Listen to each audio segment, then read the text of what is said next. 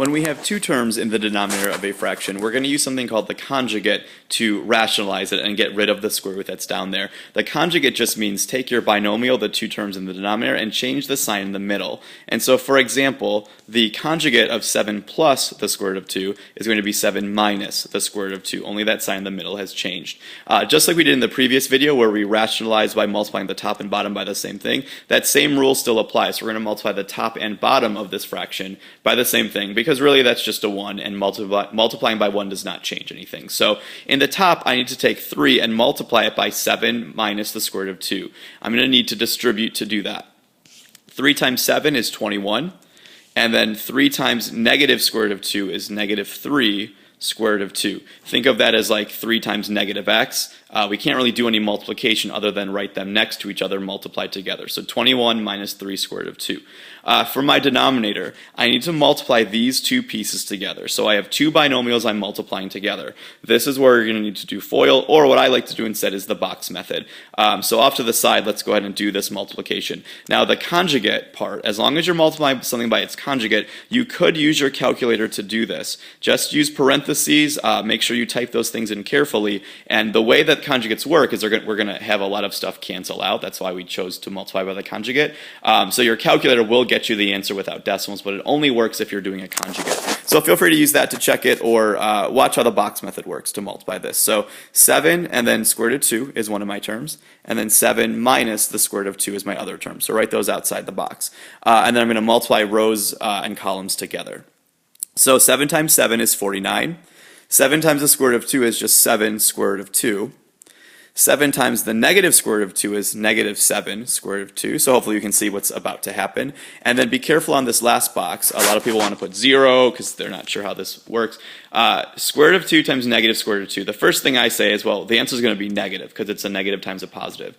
Square root of 2 times square root of 2 is square root of 4. But that's a perfect square. So the negative square root of 4 just simplifies to a regular negative 2. So I'm going to put a regular negative 2. Okay, all the things in the box are getting added together. So what we've hopefully noticed, what's always going to happen with the conjugate is those two terms are going to cancel out. 7 square root of 2 plus negative 7 square root of 2 is 0. So my square root's gone, and all that's left from the box is just 49 and then plus a negative 2, or 49 minus 2, which simplifies to just 47. So that is the bottom then of my fraction.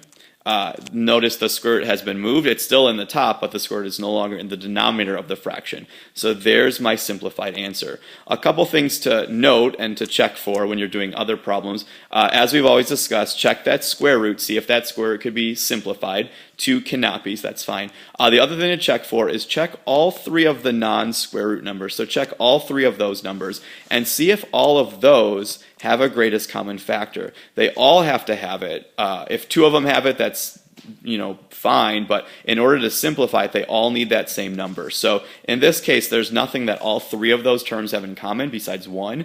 But if you do notice that all 3 can be divided by something, make sure you do that. So that problem is considered simplified. We're going to use the same idea of the conjugate to simplify this. This problem is only a little more difficult because we do have a binomial on the top as well. So really, we're going to have to use the box method twice to get this problem multiplied all the way through. So we're going to start with the denominator, and we're going to multiply by the conjugate of what's in the bottom. Remember, we can have a square in the top, so having a square in the top is fine. We don't care about that. But looking at the denominator, I'm not allowed to have that square root. So I multiply by the conjugate, which is 3 minus, or square root of 3 minus 2. Same thing goes in the top. Don't try to do the conjugate of the numerator. We don't need to do that. We want to make sure we do the top and bottom by the same thing. So changing that sign in the middle gets us our conjugate. So we have 2 multiplications to do. Now, as I said, the denominator can be done using your calculator. We can type that in a calculator. Something times its conjugate will have all the weird square root stuff cancel out. So we will get a rational number when we do that. So if you want to save time, you can go ahead and multiply that out. But unfortunately for the numerator, the only way to do that, because it's not a conjugate, it's not going to have things cancel out, we're going to need to use the box method or FOIL to multiply that. There's no way around that using the calculator. So let's go ahead and do the box method for the numerator, and then I'll save some time and just use the calculator for the bottom. So in the numerator, I've got a 1 times the square root of 5, and then a square root of 3 times a negative 2. So remember, numbers inside of a square root multiply together, numbers outside do, but we can't mix and match. So 1 times square root of 3 is just 1 square root of 3. Square root of 5 times square root of 3, though, those are both in a square root, so I can multiply those together and say that is the square root of 15. 1 times negative 2 is just negative 2. And finally, negative 2 times square root of 5 is negative 2 square root of 5.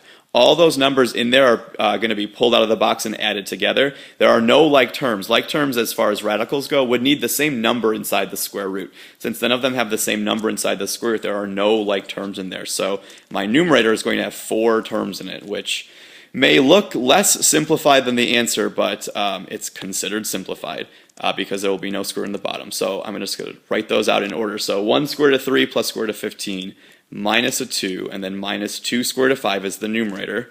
Isn't that lovely? And then for the denominator, well, like I said, I'm going to save some time and just use my calculator off to the side here by typing that in with parentheses. If you don't have a calculator or want to do the box method, it's the same idea. I get, when I combine all that stuff, I get a denominator just of negative 1. Again, I did that on my calculator. I can do that with the conjugate part, otherwise use the box method. So there's my simplified answer. I suppose there's one more thing I could do. Since everything's being divided by negative 1, I could go ahead and divide everything by 1. That would just change everything's sign. So I'd have negative 1 square root of 3 minus the square root of 15 plus 2, and then plus 2 square root of 5. So I suppose I could do that as well if I wanted to simplify this maybe one step further.